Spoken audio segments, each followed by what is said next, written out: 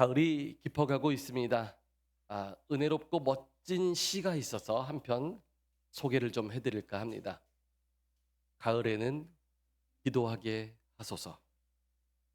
낙엽들이 지는 때를 기다려 내게 주신 어머한 모국어로 나를 채우소서. 가을에는 사랑하게 하소서.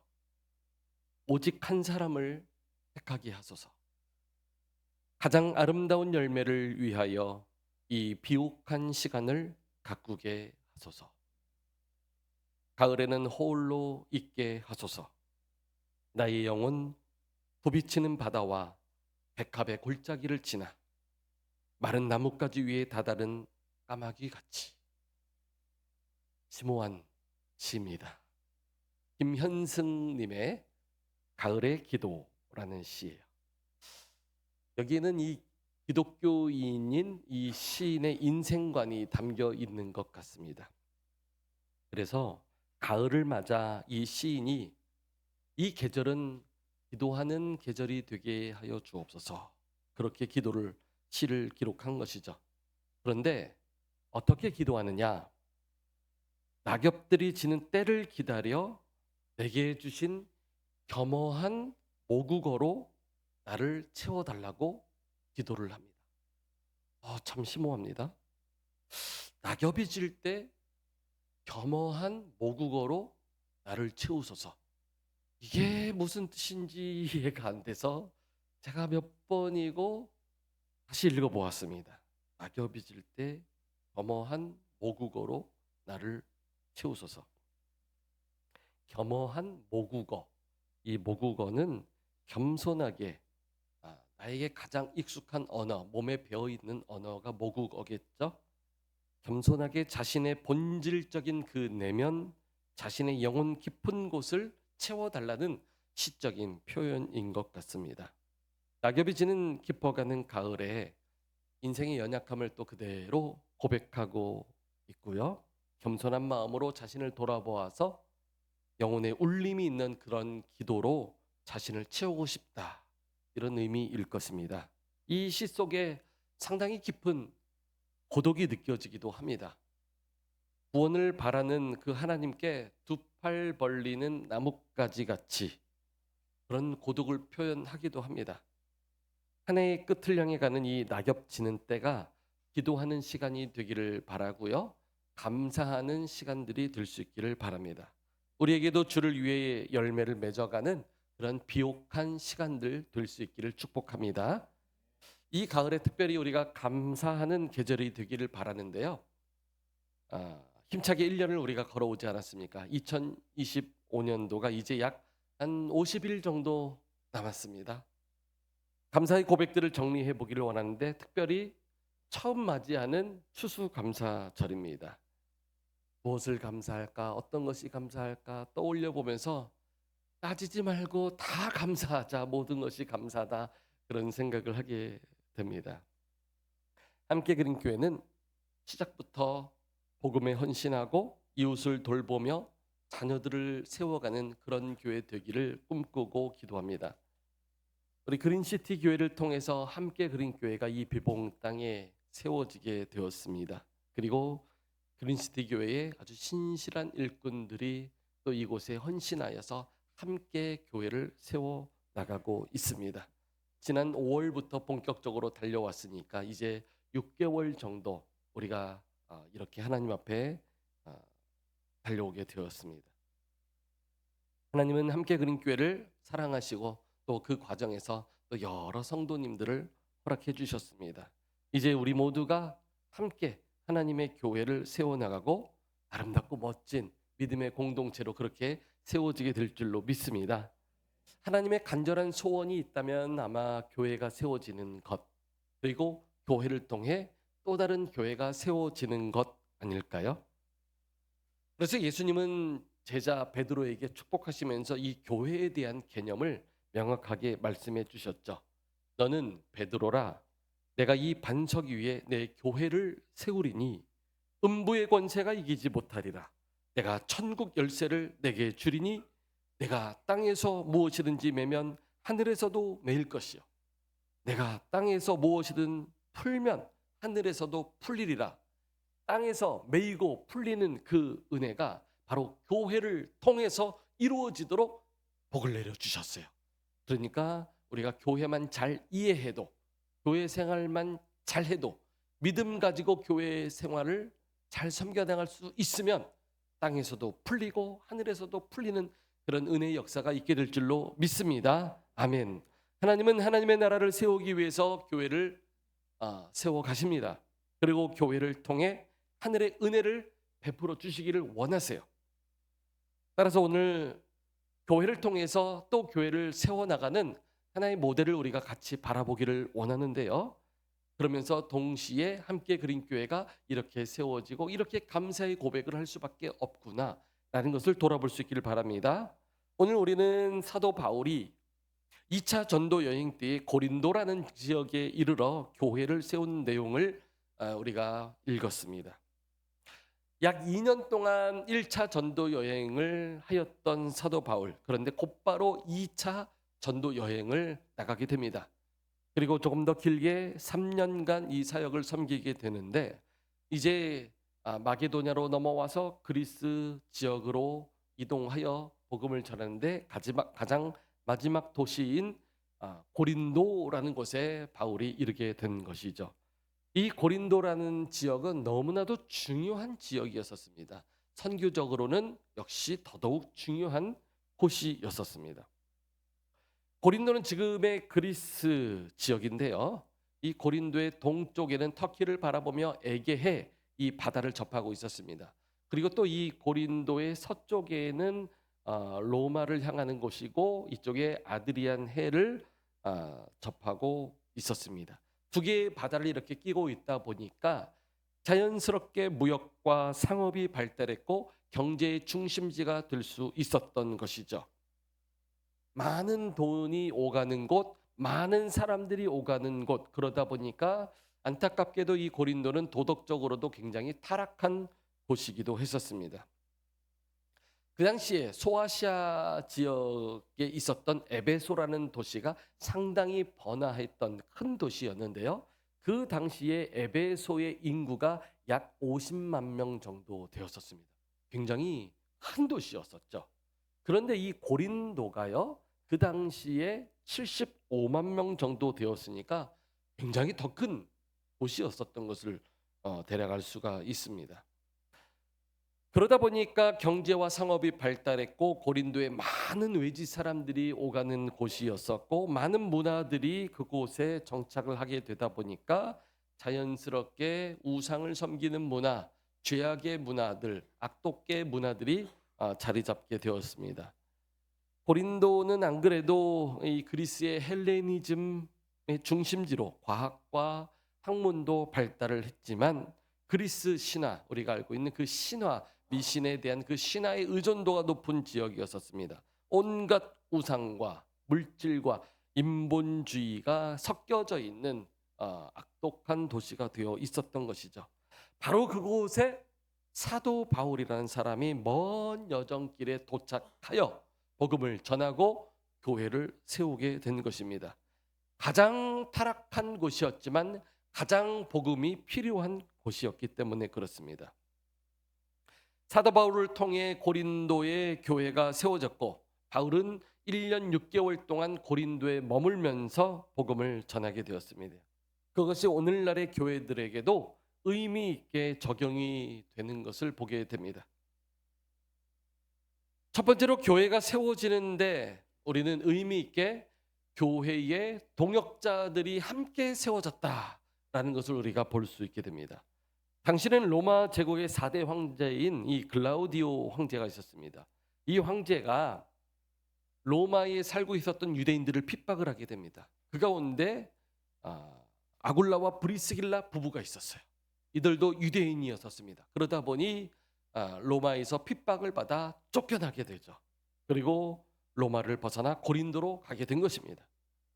아굴라와 브리스길라는 사실 로마에서 유대인으로 살다가 모든 유대인들이 로마에서 추방하라라는 글라우디오 황제의 칙령으로 인해서 로마를 떠나게 된 것이죠. 여러분 자신의 의지와 상관없이 그 거주지를 옮길 때요. 그 스트레스가 어마어마합니다. 미국의 정신의학자 토마스 홀메스와 리차드 라히라는 사람이 설문을 통해서 스트레스를 유발하는 그런 인생의 사건들을 한번 계량화한 적이 있습니다. 가장 극도의 스트레스가 바로 배우자의 사망이래요. 그래서 이 배우자의 사망을 100점으로 하여서 그 다음 스트레스가 어떤 것들인지를 설문을 통해서 계량화했는데 이어지는 스트레스가 이런 것들이었습니다. 이혼이나 파경, 가족의 죽음, 질병과 사고 이런 것들이 그 뒤를 이르는 엄청난 극도의 스트레스였고 심지어 결혼도 스트레스라고 합니다. 그 다음 이어지는 것이 바로 해고나 직업 상실이 바로 그 뒤를 따르는 스트레스라고 합니다. 그러므로 인해서 이주를 하게 되는 것도 아마 여기에 속하는 것 같습니다. 바울과 같은 사역자들의 추방, 강제 이주가 극도의 엄청난 스트레스의 상황에서 지역을 떠날 수밖에 없었다라는 것이죠. 그리고 아굴라와 브리스길라 부부도 마찬가지였었습니다. 강제적으로 추방을 당해서 지역을 옮겨야 했기 때문에 굉장한 스트레스의 상황 속에 고린도에 이르게 되었다라는 것이죠. 이렇게 바울과 아굴라 부부는 극한 스트레스의 상황에서 고린도에 이르게 된 것이었습니다. 여기서 만났는데 이 부부가 같이 만나서 함께 하나님의 교회를 세워가게 된 것이죠. 이들은 생업을 같이 하며 함께 살며 천막을 만드는 일을 했다라고 말을 합니다. 한 사람은 자신의 생계를 위해서 일해왔지만 또 다른 한 사람은 비록 교회로부터 선교회를 지원받아 지금까지 왔음에도 불구하고 또다시 현장에서 물질의 필요가 있어서 또 천막을 만드는 생계로 사역비를 충당하는 이런 사람이었죠. 이 두 가정이 신앙 안에서 같은 업을 가지고 엄청난 스트레스를 받는 상황으로 오게 되었음에도 불구하고 서로에게 힘이 되고 의지가 되었던 것입니다. 그리고 아름답게 고린도 교회를 세워 나가게 된 동역자가 된 것이죠. 하나님의 종 사도 바울에게 있어서 이 아굴라와 브리스길라 부부가 그러니 얼마나 큰 위로가 되고 큰 힘이 되었겠습니까? 신약 성경을 보면 바울의 고백 중에 상당히 많은 부분에 이 브리스길라와 아굴라와 브리스길라 이 부부를 칭찬하는 내용들이 자주 언급되는 것을 보게 됩니다. 여러분, 만남이 참 중요한 것 같습니다. 우리 만남은 우연이 아니라 그것은 우리의 바람이라기보다 하나님의 놀라운 섭리일 것입니다. 하나님의 뜻에 따라 오늘 우리가 이곳에서 만나고 함께 예배 드리는 줄로 믿습니다. 이 만남을 통해 하나님이 또 어떤 일을 하실지 참 기대가 되고요. 하나님께서 귀한 일들을 분명히 이루어가 주실 줄 믿습니다. 아멘. 고린도 교회는 이렇게 바울과 아굴라 부부의 만남으로서 시작이 된 것이에요. 이 지역 자체에 풍요와 이 부도 있었지만 죄악과 악독이 가득했던 고린도였기 때문에 반드시 이곳에 교회가 세워져야만 했었습니다. 하나님은 사람을 통해서 하나님의 교회를 세워 가시죠. 하나님의 교회는 신실하게 헌신하는 동역자들을 통해서 세워지는 것입니다. 함께 그린 교회가 이렇게 이미 귀한 믿음의 동역자들로 함께 예배 드릴 수 있다는 것이 얼마나 큰 은혜이고 복인지 모릅니다. 예배의 자리를 또 잘 지키고 하나님의 교회를 섬길 수 있는 것이 은혜이기에 더 많이 우리가 믿음으로 주를 섬기는 그런 은혜의 자리로 나아갈 수 있기를 축복합니다. 아멘. 이렇게 만남을 통해서 교회가 세워지게 되었다라는 것을 보게 되고요. 두 번째로 고린도 교회가 세워지는 과정을 통해서 우리가 바라볼 수 있는 것은 교회가 영적 싸움을 맞이할 수 있어야 한다라는 것입니다. 바울이 안식일마다 회당에서 말씀을 강론하며 유대인과 헬라인을 권면하였는데 그때 또 다른 동역자들이 바울에게 합류를 합니다. 바로 실라와 디모데라고 하는 사람이죠. 바울에게 있어서 동역자이며 제자입니다. 그래서 이 동역자의 합류로 지원을 받아서 바울이 힘을 얻어 더 영적인 사역으로 집중을 할 수 있게 된 것이죠. 복음을 듣던 어떤 유대인들이 대적하며 비방을 하기 시작했습니다. 그때 바울은 분명히 공격을 받았지만 위축되지 아니하고 옷을 털면서 이렇게 말했습니다. 너희 피가 너희 머리로 돌아갈 것이요 나는 깨끗하니라. 바울은 담대하게 위축되지 않고 선포했던 것이죠. 바울에게 아굴라와 브리스길라 부부가 생업이 같고 사명이 같아서 서로 신뢰할 수 있는 마음의 든든한 어떤 동역자가 될 수 있었는데 추가적으로 합류한 이 실라와 디모데는 영적으로 같이 하나님의 일을 섬기는 힘 있는 동역자들이었었습니다. 교회를 세울 수 있는 그런 사역자들이 합류함으로써 바울이 더더욱 힘을 얻어서 복음을 담대히 선포할 수 있었던 것이죠. 영적 분별력을 가지고 지금은 말씀 그대로 선포할 때다. 바울이 그렇게 이 동역자들의 지지를 받아 담대히 복음을 전할 수 있었던 것 같습니다.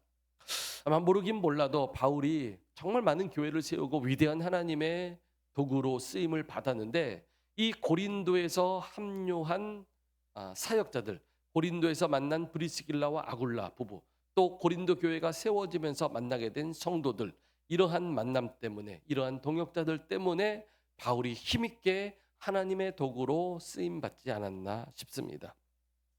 교회가 세워지는 과정에는 반드시 이러한 영적인 싸움들이 있기 마련이죠. 영적인 원리에 따라서 복음을 선포할 때는 그것을 받아들이는 사람도 있지만 대적하는 자들도 있다라는 것을 말해줍니다. 하지만 이런 복음 사역을 통해서 교회를 통한 하나님의 나라가 임하게 되는 것을 우리는 분명히 믿습니다. 아멘. 제가 한국에 와서 보니까 우리나라가 쓰레기 분리의 1등인 것 같아요. 얼마나 쓰레기 분리를 철저하게 하는지 놀랍습니다. 놀랍습니다. 아파트 그 앞에 나가면은 전용 분리하는 장소가 있는데 곳곳마다 막 종목으로 나누어서 크게 분리할 수 있게 해놓고 심지어 어떤 기계도 있더라고요. 기계를 열고 뭐 음식물을 넣고 뭐 체크하고 뭐 삐리리 열리고 뭐 하여튼 뭐 이러면서 와 이렇게 체계적으로 쓰레기를 분리하는구나.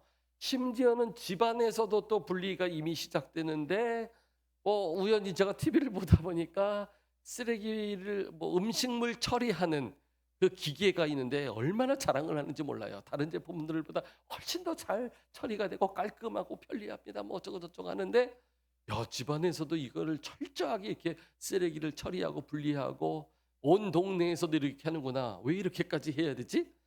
제가 거주하였었던 20년 동안의 새 나라에서는 안타깝지만은 이런 일들이 없었어요. 그냥 아무거나 버려도 다 되는 그런 나라에 살다가 보니까 쓰레기 분리하는 것이 좀 번거롭기도 하더라고요. 의미는 알겠어요.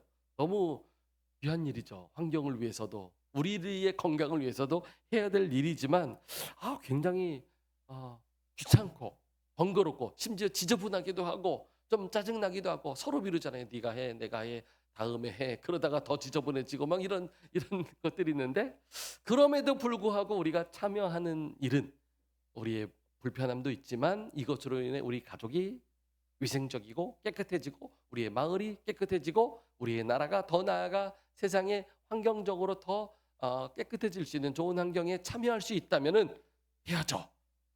그런 의미를 담아서 또 참여하는 것 아니겠습니까? 교회가 세워질 때는요. 번거롭기도 하고 귀찮기도 하고 불편하기도 하고 아프기도 하고 때로 시험이 있을 수도 있습니다. 하지만 이런 과정에 우리가 믿음으로 참여할 수 있다면 이 과정을 통해서 하나님은 하나님의 나라가 임하게 하시고 모두가 다 주의 은혜 가운데 아름답게 세워져 복의 통로로 세워주실 것을 믿습니다. 그래서 우리가 힘들지만 번거롭지만 때로 시험도 있지만 하나님의 교회에 의해서 믿음으로 서가는 것이 얼마나 중요한지 몰라요. 고린도 교회의 내용을 담고 있는 고린도 전후서가 있습니다. 이 성경을 보면요, 고린도 교회 안에 얼마나 많은 문제들이 있는지 몰라요. 그래서 때로 혹자는 이렇게 말을 합니다. 아, 고린도 교회 참 문제가 많은 교회다. 고린도 교회 참 복잡한 교회다. 아유, 저런 교회 너무너무 그냥 생각만 해도 참 우리는 저렇게 되지 말아야지. 뭐 이런 표현들도 있어요. 그러나 여러분, 그렇지 않아요. 고린도라는 지역 자체를 이해해야 돼요. 얼마나 치열한 영적 싸움들이 있는지 몰라요. 그 가운데 교회 하나가 세워지기 위해서는요, 싸워야 돼요. 영적인 싸움이 반드시 있는 것입니다. 이 싸움을 피한다면은, 이 싸움에 맞서지 않는다면 교회가 세워질 수 없는 것이겠죠. 그렇기 때문에 고린도 교회 안에는요, 많은 문제들이 있을 수밖에 없고 죄인들이 그곳 가운데 있을 수밖에 없는 것입니다. 그러나 하나님이 교회를 세우시고 하나님이 교회를 붙잡으실 때에 그곳에 하나님의 나라가 임하게 될 줄로 믿습니다. 우리가 믿음 생활하면서 그러므로 영적인 싸움이라 느껴질 때 그것을 피해서는 안 될 것이에요. 하나님을 믿고 복음을 따라가면서 경험하게 되는 모든 싸움은 다 영적인 싸움입니다. 영적인 눈으로 바라보고 대처해야 될 싸움들입니다. 왜 나만 이렇지? 왜 우리 가정이 이렇지? 왜 내 건강이? 왜 내 기업이? 내가 관계된 사람들이? 이 모두가 다 영적인 싸움인 것을 알고 믿음으로 기도해야 돼요. 하나님께 맡겨서 하나님께서 책임져 주시도록 우리가 기도해야 될 영적인 싸움인 것을 믿고 믿음으로 대처하여 하나님이 책임져 주시는 그런 싸움을 싸우실 수 있기를 축복합니다. 아멘. 고린도 교회에 바로 이런 영적인 싸움들이 있었다는 것을 알고 오늘 우리의 교회도 그렇게 싸워야 할 것이고요. 세 번째로 고린도 교회가 세워지는 과정을 보면서 우리는 교회를 통해 교회가 세워지는 것이다 라는 것을 우리가 생각해 볼 수 있게 됩니다. 안디옥 교회로부터 파송을 받아 선교 사역을 사도 바울이 감당하면서 가는 곳곳마다 교회를 세웠어요. 빌립보, 데살로니가, 베레아, 아덴을 거쳐서 고린도라는 곳에 이르게 되었는데요. 이 각각의 지역은 불과 몇 주 동안 교회가 세워지고 몇 주 동안 그 지역을 섬기다가 이동을 해야 했었습니다. 그런데 고린도에 이르러서는 1년 6개월이나 바울이 그곳에 머물면서 교회를 세워갔다라는 것이죠. 유독 고린도에서는 이렇게 오랜 기간 동안 교회 사역을 했던 것이요. 왜 그랬을까요? 지역에 따라 교회가 세워질 수 있는 환경과 기간이 다 다를 수 있는 것이겠죠. 고린도는 정말 중요한 영적 전쟁터였기 때문에 심혈을 기울여서 더 많은 사역자들이 또 투입되어서 훨씬 더 오랜 기간 동안 영적인 싸움을 싸우면서 교회의 뿌리를 내리게 되었다라는 것입니다. 그린시티 교회를 통해서 함께 그린교회가 세워진 것도 하나님의 뜻이고 하나님이 주도하시는 거룩한 일인 줄 믿습니다. 교회를 통해 교회가 세워지는 데에는 전도적인 개념이 있고 선교적인 개념이 있습니다. 전도와 선교를 구분할 때는요, 문화의 장벽이라는 어떤 틀이 있습니다. 전도는요, 동일 문화권 안에서 복음의 핵심을 전할 때 우리가 전도라고 할 수 있습니다. 그래서 예전에는 국내는 전도요, 해외는 선교요 이렇게도 말을 하긴 했지만 요즘은 국내와 해외가 특별히 구분될 필요가 없습니다. 다 섞여 있습니다. 그렇기 때문에 문화의 장벽이 있느냐? 같은 언어권이고 같은 문화권이라면은 직접적인 복음 전파가 가능합니다. 그러나 언어를 익혀야 되고 인종이 다르고 지역이 달라서 역사가 달라서 그 지역을 먼저 알아야 되고 그 영혼들을 알아야 되고 새로운 그들의 언어를 배우면서 다가가야 된다면은 이것은 선교적 개념이겠죠. 교회가 교회를 세울 때에도 전도적 개념, 선교적 개념이 동일하게 적용될 수 있습니다. 예를 들어서 그린시티 교회가 비봉 지역에 함께 그린 교회를 세웠다 하면은 전도적 개념으로 교회가 세워진 것이겠죠. 그러나 함께 그린 교회가 태국의 치앙마이에 있는 호산나 교회를 세운다라고 했을 때는 이것은 선교적 개념으로 교회를 세우는 것입니다.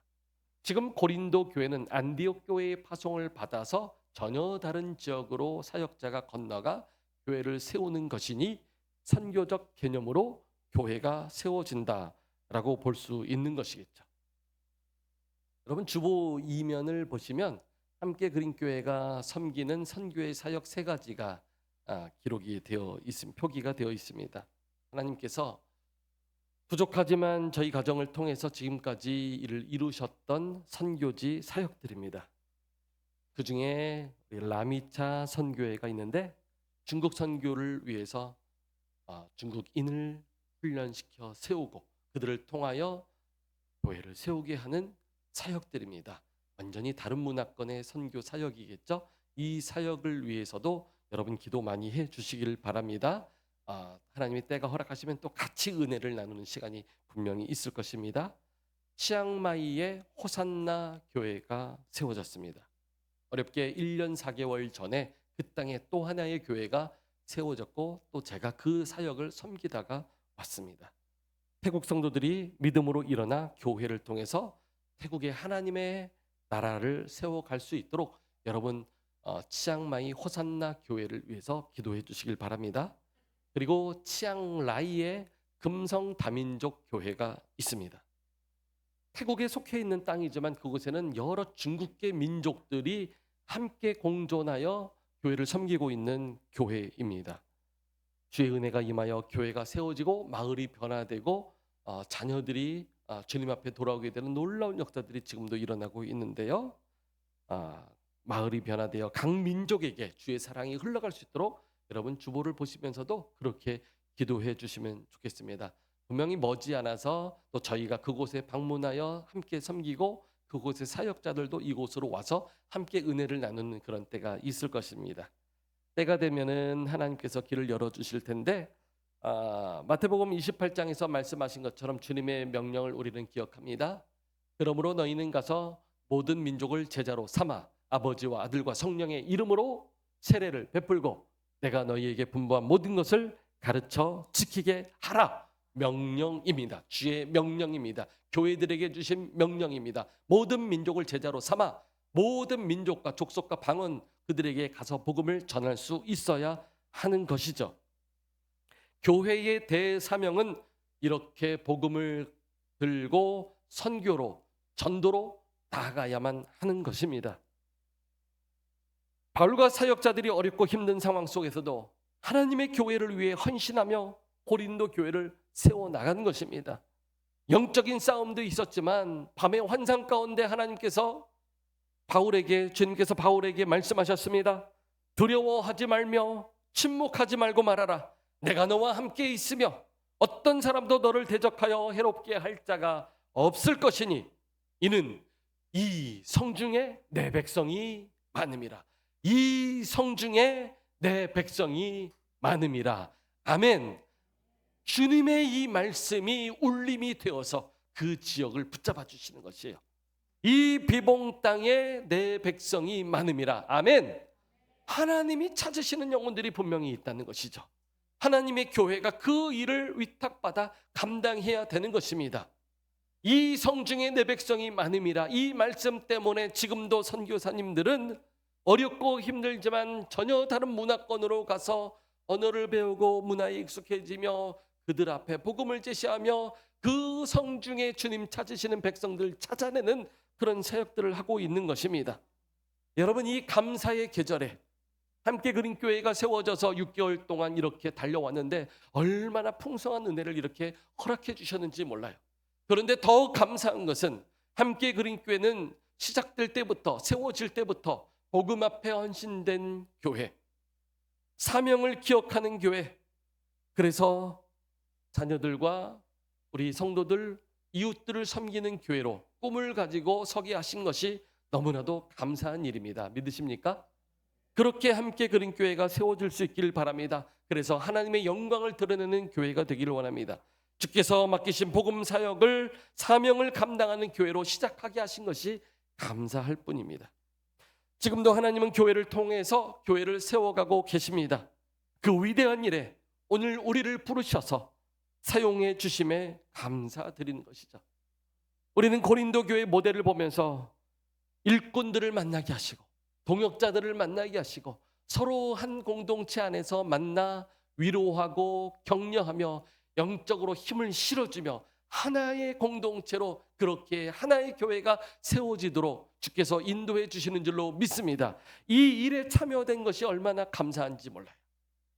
추수감사절을 우리가 준비하면서 그것이 바로 감사한 것입니다. 내게 무엇을 주셔서 무엇을 주셔서 무엇을 주셔서 감사할 수 있지만 무엇보다 나에게 하나님의 교회를 세워주시고 그 교회에 참여하게 하시고 함께 하나님의 은혜의 공동체로 서게 하신 것이 이것이 감사한 일인 줄 믿습니다. 여러분 같이 한번 말씀을 우리가 기억하며 찬양하기를 원하는데요. 함께 그린 교회가 이 비봉 땅에 이렇게 세워졌고 6개월 동안 이렇게 걸어왔습니다. 그리고 어느새 하나님의 은혜로 이렇게 함께 하나님의 은혜 가운데 나아가게 하셨습니다. 동역자들을 만나게 하시고 믿음의 성도들을 만나게 하셨습니다. 우리 같이 함께 자리에서 일어나셔서 이 찬양의 고백을 올리면 좋겠고요. 다리가 불편하시거나 몸이 힘드시면 일어나지 않으셔도 괜찮습니다. 그냥 있는 곳에서 찬양하셔도 좋겠습니다. 하나님이 찾으시는 예배자가 있대요. 그 한 사람이 바로 오늘 우리 한 사람 한 사람 되기를 원합니다. 하나님이 또 찾으시는 한 사람, 우리를 통해서 그 한 영혼 한 사람 찾아내서 하나님께 영광 돌리는 믿음의 공동체로 세워지는 아름다운 함께 그린 교회 될 수 있기를 축복합니다. 이미 그 은혜 허락해 주셨습니다. 그것이 감사할 뿐입니다. 우리 감사의 마음을 담아서 이 찬양의 고백 하나님 앞에 올려드리도록 하겠습니다.